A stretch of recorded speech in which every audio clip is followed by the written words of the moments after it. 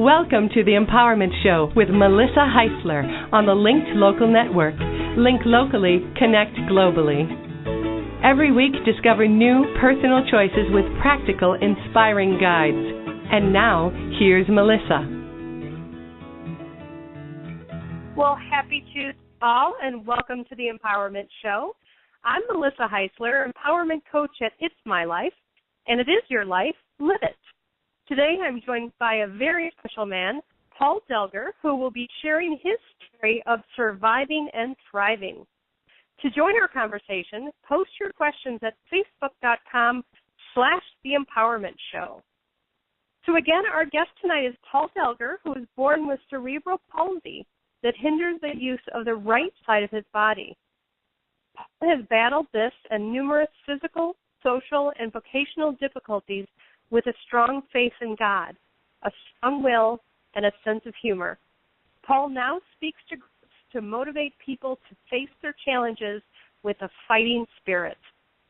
Welcome to the show, Paul. Thank you so much for having me. Well, we were thrilled to have you on tonight, and we really are interested in hearing about your story because you were dealt a tough card early on in life. Can you talk to us a little bit about the challenges that you faced? Certainly, Melissa. When I was in first grade, I went out one day for recess, and as I was coming down a long staircase, I was trying to brace my hand on the window, and the hand went through the window and cut it very badly. The school nurse came to my rescue, and she held pressure on my arm. And the superintendent came and drove me to the hospital, going about 100 miles an hour.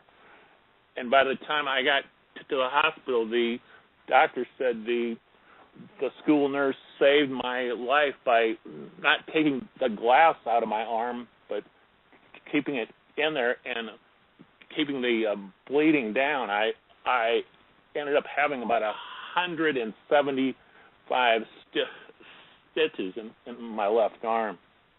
My goodness, that's a harrowing experience, and bless that the teacher that helped you out there had the insight or knowledge to not remove that glass. Yes.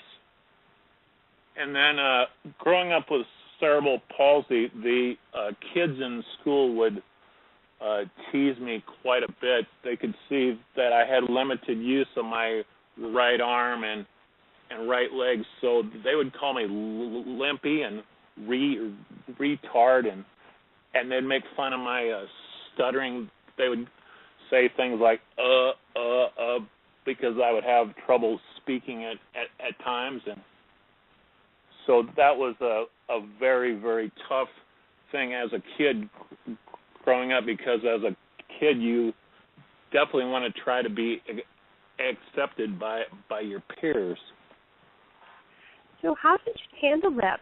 Because I know right now bullying is a very big subject, and I know that there are so many children who are affected by the teasing and by their schoolmates. So how did you find the courage to go back to school every day when you did have that harassment? Sure. I was blessed to have a couple older kids that would kind of watch over me and protect me, and I was very social back then, and so I just basically told kids I wasn't going to be bullied by them, and that resulted in a couple kids fighting me, but I didn't want to back down. It was like it's either I can feel sorry for myself or I can fight for myself, and I laid on the ground a couple times eating grass, but I was even back then, a real fighter. Yeah, and we're definitely going to talk about your fighting spirit. I also want to point out the support that you said you received from the older children. And before you and I got on the call tonight, we were talking a little bit about the effect that we have on other people, the speaking that you're doing now and how you're reaching others. It's important to recognize the mentors, supporters in our life, and it's so beautiful, like the story you told me, when we know that we've been that mentor or that support to someone else. Surely, yes. I understand you had another life-changing fall when you were outside of the United States? Yes, I was on a mission trip with a group called Athletes in Action, and I was serving as their sports information people, and we would play basketball games in the country, and we were going to the arena one night, and I was walking down some stairs, and I fell on my right side. I tried to get up, and the pain was so intense that I fell right back down. My teammates came to my rescue, and they put me in a locker room on a hard bench. I was having very bad muscle spasms, and our team person came and said to me, "Paul, I really don't know of a clinic or hospital around here, and so you are going to have to wait till the next day because we cannot go to a place." And here I was in a foreign country 6,000 miles away, and I was in a bad shape, and I was in pain, and I was basically crying out to the Lord and saying, "Lord, I need help here."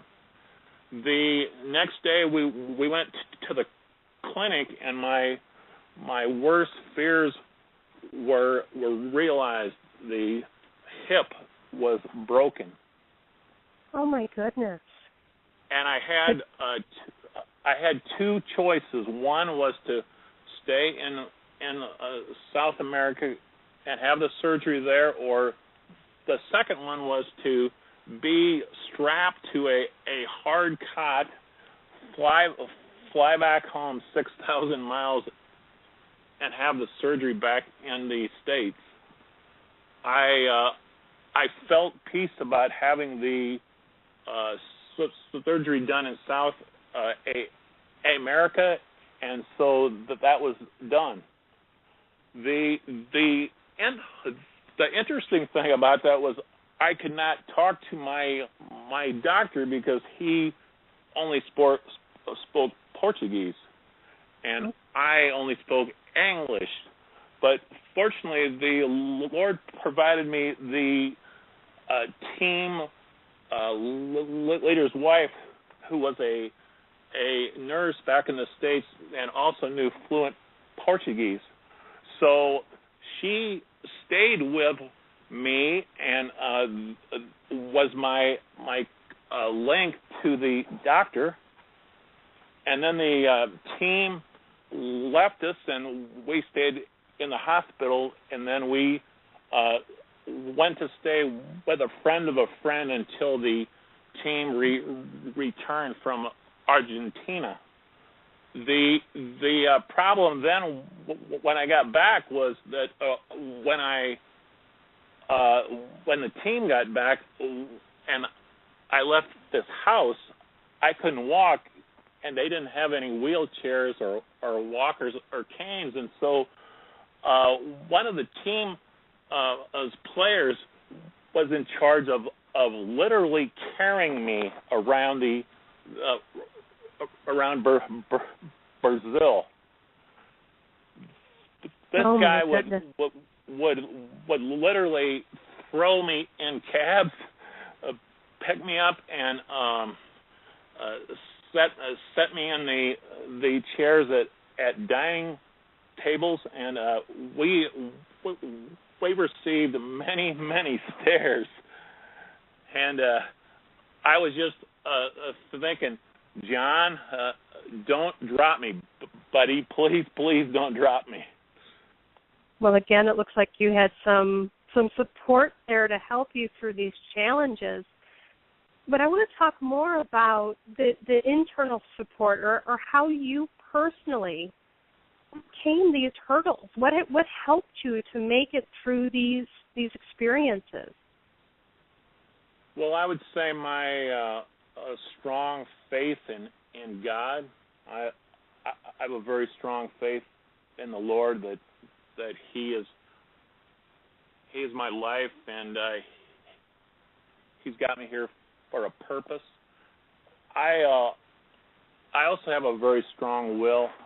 I'm as I said earlier, I'm a real fighter. I've always been a fighter. I will always be a fighter. Plus, my parents modeled a real fighting spirit. But they had some huge health challenges during their time here. So I was able to see them model it each and every day, actually. So you had that image. It sounds like it runs in the family to have the faith and the strong will to be able to overcome the obstacles that were given to you in this life. Yes, in fact my sister had a liver transplant about 20 years ago. She's a walking miracle, actually, of us still being alive. So the term fighting spirit, which you use, that comes from your family and the challenges that you've faced, or where does the term fighting spirit come from? Yes, it does from my parents and what has gone on in my life. But back in the day, I'm 57 years old. But back in the day, prize fighting was a really big thing, and the referee would count to 10 when the fighter was down, and if he got to 10, the fight was over and the guy lost. And I've often thought in my life that there's this referee counting, and when he gets to like number 8, I tell myself, Paul, it's time to get up on the ropes and keep fighting. So that's another way that I have looked at a fighting spirit. And that's really, I think, so inspiring for so many people, because we're all hit by something that seems to be insurmountable in our lives. And to have that image of, yeah, you might be down. You might be down for 1, 2, 3, 4, 5, but after catching your breath, it's necessary to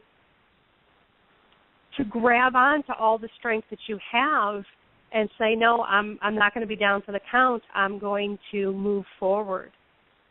Yes. But basically, we all have two choices in life. We can either give up and check out, or keep fighting.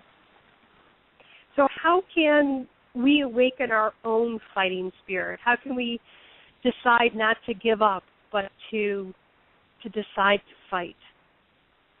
I think that it's a lot involves a person's will, that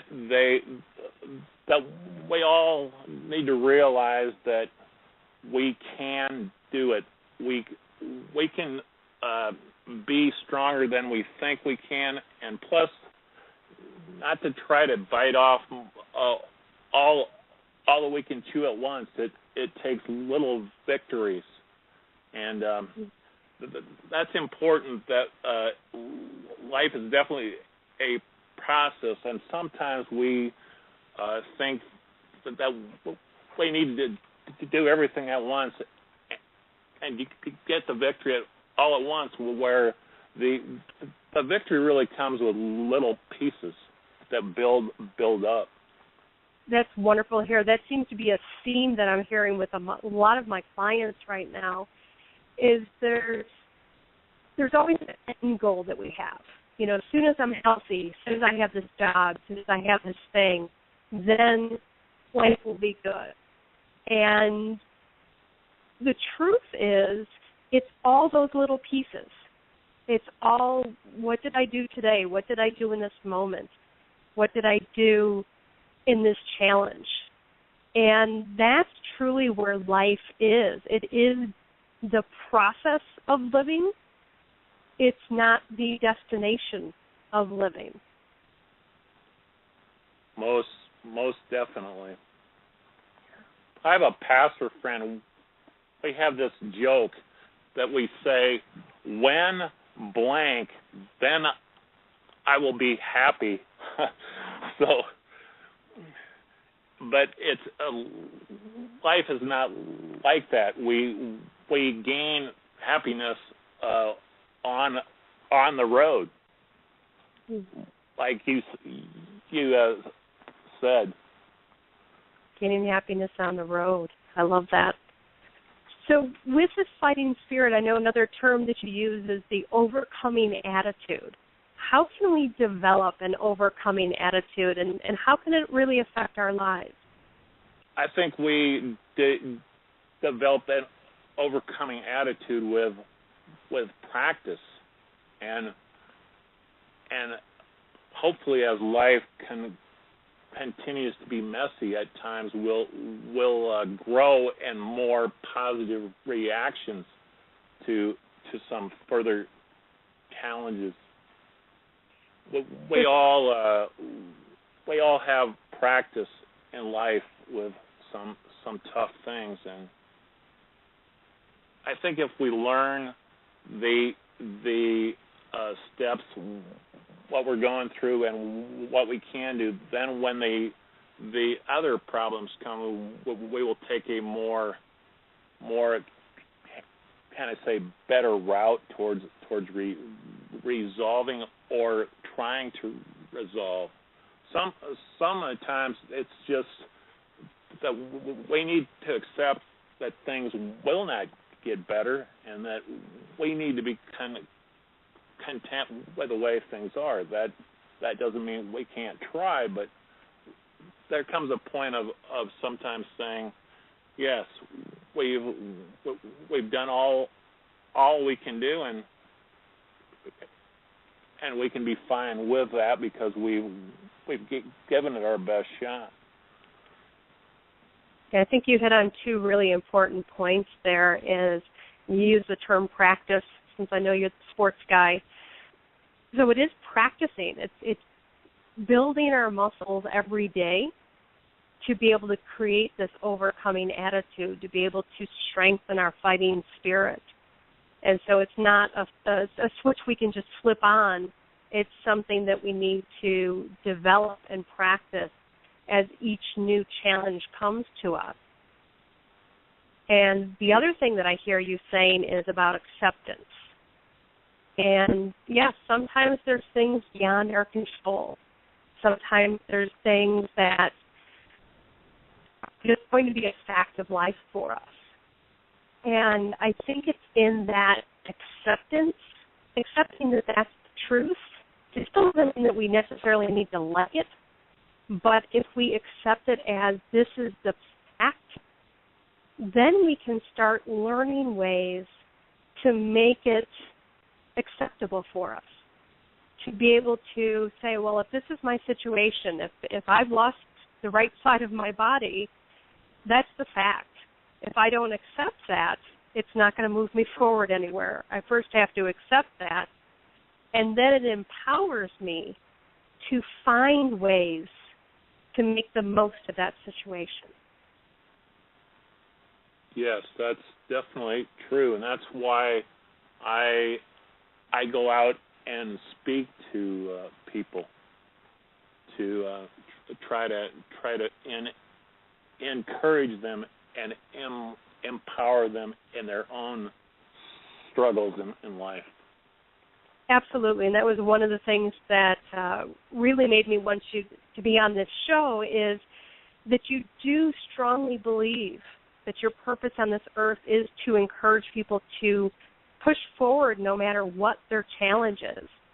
And especially your heart seems to be centered around high school and college students. Is there a reason that this group is attractive to you, or that you're attracted to them? I've always enjoyed high school and college kids. I always enjoyed relating to them, and I think that I relate well to them. I'm a big sports fan, and I also enjoy music, and I think those are two things that young people are really into, and so I feel like I can relate to them in that way. It's wonderful, and I know that you speak to high school students, college students, and others. If somebody wants to have you come and meet with them, what is the best way for them to contact you if they'd like you to speak to their group about fighting spirit?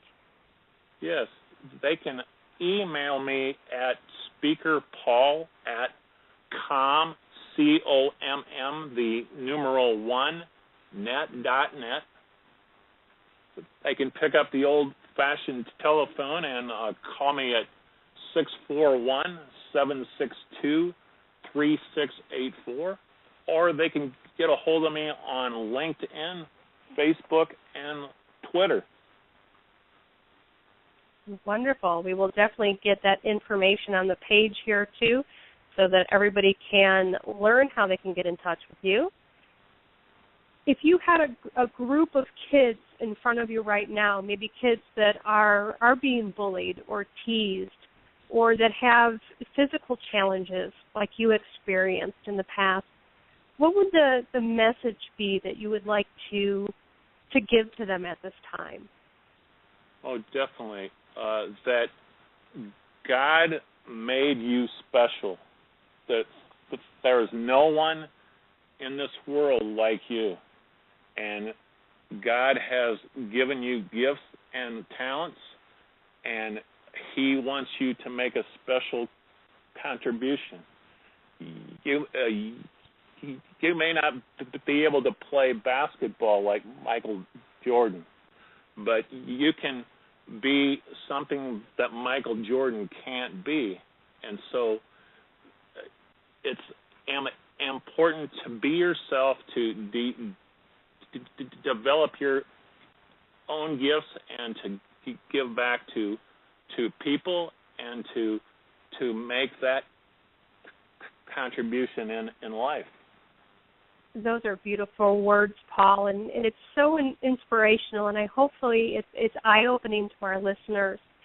It's so easy when we see the celebrity in Hollywood with the multi-million-dollar house and the perfect body, being able to say that, I'm special and I'm unique and I have gifts and talents to give to the world. But when there's individuals like you and I with warts and all and seemingly imperfections, being able to see you embrace your life and embrace what may seem on the surface as imperfection or something to want to get rid of, but instead to see it as that this is the gift that was given to you so that you can help others. I think that's truly inspirational. Yes, everyone has a gift, and we need to give back. And it is very powerful. You are giving back, and you did relate to me that story about, I believe it was a young girl who was suicidal until she heard you talk. And I think that the work that you're doing and the contributions that you're doing are truly, truly powerful. Well, thank you so much, Melissa, for those very kind words. Oh, my pleasure. So do you have any parting words for our listeners as we wrap up this call? I just want to encourage people to fight their challenges with a fighting spirit, to resolve to keep fighting. We will get knocked down, but the main thing is to keep that uniform on and remember that referee who is counting, and to if you need to lay on the canvas till the 8th point, that's fine, but get up there and get after it, so to speak. It sounds like a sports talk, but that's it. But it's a great visualization, because I think a lot of times when we're down at our lowest point, we think we're there alone. Yes, but to have that image of that referee kind of saying, is this all you got? I know it gets my fire going that, no, I got a little bit more. I'll push up. So it's a beautiful visualization to give to people so that they can move forward with their life. Absolutely. That's what life's all about, to move forward. Paul, I can't thank you enough for being on the show today. It was truly an honor, and I am inspired by the work that you're doing, so continue to go out there and speak to students and others to help inspire them to know that they don't have to be down for the count, that they can work and practice and build their own fighting spirit. Thank you so very much, Melissa. My pleasure. Thank you. Join Melissa Heisler next week right here at The Empowerment Show on the Linked Local Network. Link locally, connect globally. Learn about the next show and listen to previous shows at linkedlocalnetwork.com/empowerment. Join the conversation at facebook.com/theempowermentshow or twitter.com/empowermentshow.